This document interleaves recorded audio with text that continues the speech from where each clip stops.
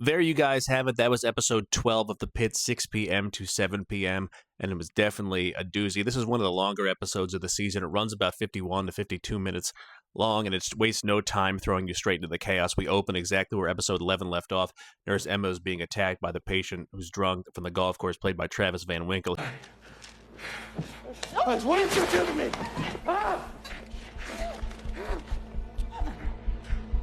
He's got her in a full headlock. The ED goes into the code hula hoop. What's going on? Code hula hoop, Central 14. Hospital worker assault. Everybody comes running. Dana comes in there. She's throwing haymakers and everything like that. The patient's got a bloody nose, and she gave him some kind of injection she was not supposed to give him because technically she's not allowed to. So, what exactly happened? He grabbed him. He threw her up against the wall, ran in and gave him a shot. Right, and did he slip before or after the shot? Before. Yeah, he had me in a headlock. I didn't see what happened. What did you give him? 4 milligrams of Versed. Who wrote the order? I had it in my pocket. I was on my way to waste it, but shit was sideways. Dr. Robbie lets her know that on a continuous basis, and he immediately tells her to hand the case off. Like, get rid of it. I don't want you on her. Give it to somebody else. Don't worry about it. We got this. No, there's no we here. You need to pass this patient off and report him. Fine. Emma, you're done with this bastard. I'll handle No, him now. this is my emergency department, and I'm telling you to pass it off. You can kind of feel the tension between those two boiling over. We haven't yet to see that this season. They've been very close. These are my nurses, and I choose what cases they work. And if you think for 1 minute putting anyone else from my staff at risk with that asshole, you better give your fucking head a shake. Come on. And especially Dana calls him out, basically saying he's tempting death because he just doesn't care anymore, this whole motorcycle ride that he's going on. And that becomes a consistent theme throughout episode 12. There's a bunch of different characters that have this conversation with Dr. Robbie. There's Dana, there's Dr. McKay, and then there's his friend Duke that basically say, like, you're in quicksand, we don't know what you're doing, are you wishing death, are you tempting? And, like, you can see him kind of just feeling that everybody notices he's acting different and he's acting a little bit off there. I think one of my favorite parts of the episode when Whitaker and Joy are going back and forth, and Joy drops that nickname for him, the Phantom of the Pit, because they found out he had been sleeping in the hospital during season 1. That's something I really thought was funny. And then look, our girl Emma, she's as tough as they come. She's a tough customer. She refuses to go home. They basically give her the option, like, you can go home. You don't need to be here anymore. Dana and Robbie both tell her. But she's like, no, I want to finish my shift. I want to get this thing done because I love this job and I want to do it. And that's awesome and commendable on her side. They don't really touch on the Miss Azarmendi, the woman who left her son in the hot car, found her son in the hot car.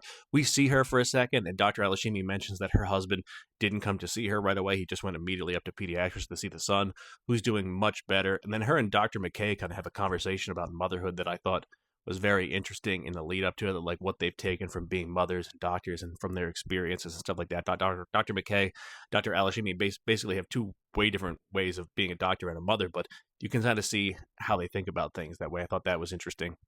Episode 11, we did see Dr. Langdon and Dr. Santos kind of have a confrontation where Dr. Langdon was trying to apologize. Dr. Santos would not accept that apology. Dr. El Hashimi did end up overhearing it, and then in this episode, Dr. Robbie basically tells her Langdon was stealing drugs from the hospital, and she acts entirely different towards him on 2 different cases. You can see that happen. Like, he wants to prescribe drugs, and she's very weary of that because she doesn't want him to take it and do whatever he was going to do like that. I don't think that's going to happen at this moment, but you got to be worried that this is just something that you're finding out. And she basically tells him that the ED is going to work much differently when he's gone. I'm concerned by what I've witnessed today with some of the staff. When she takes over, there's going to be 2 attendings each day, not just one anymore. I think Rob Lee basically tells her, hands her the future of the department with a brutal line where she's like, this is going to be yours to mess up. I'm not going to be here anymore, basically, is the way it sounds to me. Like, again, just foreshadowing what could possibly come with Dr. Robbie's behavior. We find out that Jesse's been taken to some kind of ICE detention center, and they're working with the hospital lawyers to get him out. We have a bunch of patients coming into the ED. We've got a firework injury. We've got dialysis going on. We've got one of my favorite character actors, supporting actors from Law & Order, Dan Florek, who played Captain Cragen, shows up here as an old man with his wife who he hit with a car by accident. I always love to see Dan and everything. I don't think I've seen him in anything outside of Law & Order besides, like, Hard Rain back in the day. Princess is back in this episode. The man, the myth, the legend, Mateo finally makes his return here in episode 12. Everybody loves Mateo, especially Dr. Giovanni. They have that stuff going on. The cyber threat stories line basically is wrapping up. The other hospital made a deal with the hackers there. Dr. Santos ends up having a conversation with Whitaker. She really doesn't want him to move out, but she really doesn't want to tell him that because then he'll get a big head and think that she likes him. And Whitaker's like, tell me you like me and I'll stay, basically, instead of going to Dr. Robbie's house. And we do kind of see You don't see any self-harm, but you do see Dr. Santos kind of looking at a scalpel like, hey, should I cut myself? Everything like that. And like, it kind of comes out that she's kind of being an ass about the whole lighting situation. Like, she's really not mad that he did it.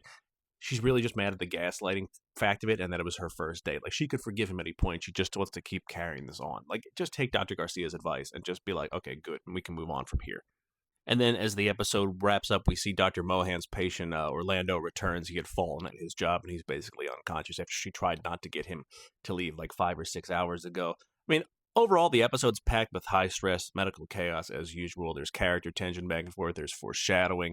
There's a lot of emotional fallout and build up for what's to come, because we know it's all going to build up to one point, whether that's Dr. Robbie leaving or some kind of crazy medical event when the night shift comes on. But overall, I thought episode 12 was good. It wasn't as good as episode 11, but we got to see what happens next week with episode 13. Let me know what you guys think in the comments and what we should cover next time.